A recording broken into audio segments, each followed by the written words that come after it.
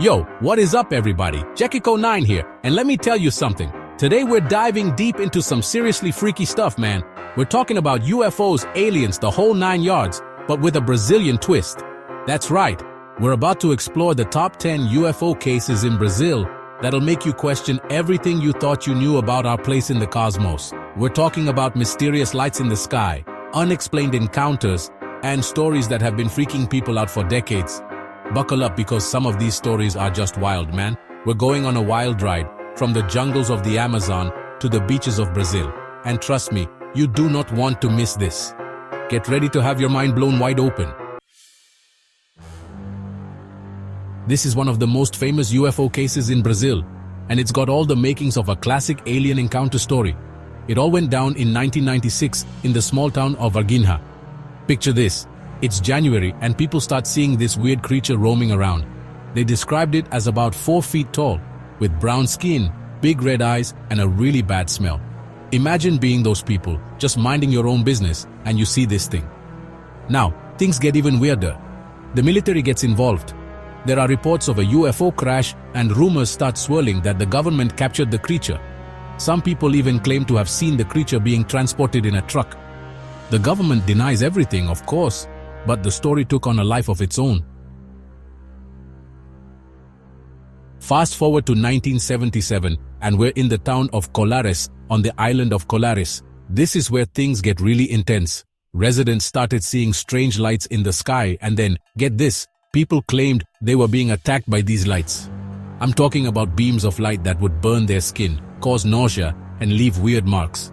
Imagine being bombarded by these things from the sky. The attacks became so frequent and so intense that the town was gripped by fear. People were afraid to go outside at night, and the authorities were overwhelmed. They called in the Brazilian Air Force to investigate, and even they seemed baffled by what was going on. The whole thing became known as the Colares UFO flap, and it remains one of the most unsettling UFO cases in history. Speaking of the Brazilian Air Force, they were so freaked out by the Colares incident and other UFO sightings that they launched their own investigation in 1977 called Operation Saucer. Think about that, the government actually taking UFOs seriously enough to launch a full-blown investigation. That tells you something right there. They sent pilots, investigators, and even photographers into the Amazon rainforest to document these strange phenomena. They collected tons of data, photos, and eyewitness accounts. And you know what? They never really explained what they found. They just kinda released the files years later and said, "Here you go. Make of it what you will." Classic government move, right? Chapter 4. Antonio Vilas Boas Abduction. The OG alien abduction. Now let's rewind a bit to 1957 and talk about Antonio Vilas Boas. This guy was a farmer, and one night, he claimed he was abducted by aliens. And not just any aliens. These guys were like something out of a sci-fi movie. They were small humanoid creatures with big blue eyes and weird voices. Boas said they took him aboard their spaceship, where they experimented on him, and then, get this, forced him to mate with an alien woman. I know, it sounds crazy, but this guy was adamant that it really happened. His story became one of the first widely reported alien abduction cases and helped fuel the public's fascination with UFOs. Chapter 5. The Trindade Island Incident. They see us, we see them. In 1958, off the coast of Brazil, we have the Trindade Island Incident. This one involves the Brazilian Navy, so you know it's legit. A ship called the Almirante Saldanha was on a mission when the crew spotted a strange object in the sky. It was a disc-shaped craft, and it was moving erratically. They watched it for a while, and some of the crew even took pictures of it. Now, these guys were trained naval officers, not some random dudes on a fishing trip. They knew what they were seeing, and they were convinced it was a UFO. The Brazilian Navy confirmed the sighting, which just adds to the mystery of it all. Chapter 6. The Fortaleza Case. Lights in the sky, panic on the ground. We're back in the realm of mass sightings with the Fortaleza case in 1980. This time, it's the city of Fortaleza, and multiple witnesses reported seeing a UFO hovering over the city. We're talking about hundreds of people who saw this thing. It was described as a large, luminous object, and it caused quite a stir. People were freaking out, calling the police, running into the streets. It was like something out of a movie. The object eventually flew off, but not before leaving a lasting impression on the people of Fortaleza.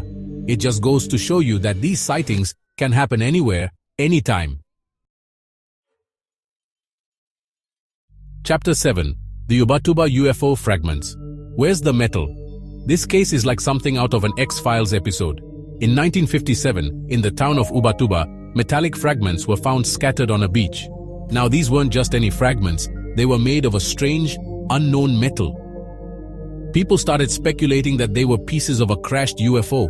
The fragments were analyzed by scientists and the results were inconclusive. They couldn't identify the metal or where it came from. Some people believe the fragments were proof of alien technology, while others dismiss it as a hoax. But whatever the truth may be, the Ubatuba UFO fragments remain a tantalizing piece of the UFO puzzle. Chapter 8. This one is not for the faint of heart. In 1988, a mutilated body was found near the Guarapiranga Reservoir in Sao Paulo. The details are pretty gruesome, but basically, the body had strange marks and incisions that couldn't be explained by conventional means. It was like something had surgically removed organs and tissue.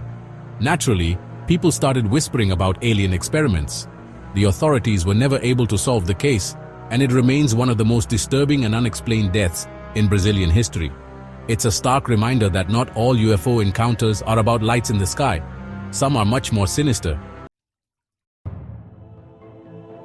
Chapter 9. Now let's talk about the Itaipu Dam incident.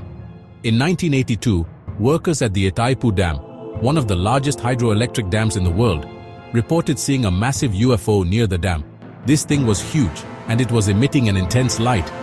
The workers watched in amazement as it hovered over the dam for several minutes before disappearing into the night. The Itaipu Dam is a highly secure facility, so for a UFO to just waltz in there like it owned the place is pretty mind-blowing.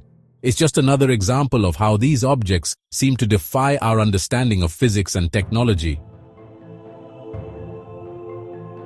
Chapter 10. Finally, we have the Mearim River case, which took place in 1977. A group of fishermen on the Mearim River claimed they were chased by a UFO. According to their account, this thing was flying low over the water, following their boat. They said it was spherical in shape and had bright lights all over it. The fishermen were terrified, and they hightailed it back to shore as fast as they could. They reported the incident to the authorities, but nothing ever came of it. But the story lives on among the locals, a testament to the strange and unexplained phenomena that continue to occur in the skies above Brazil. So there you have it, folks. The 10 most famous UFO cases in Brazil. From strange creatures to mysterious lights in the sky, these cases have captivated the public imagination for decades. Whether you're a believer or a skeptic, there's no denying the enduring allure of the unknown.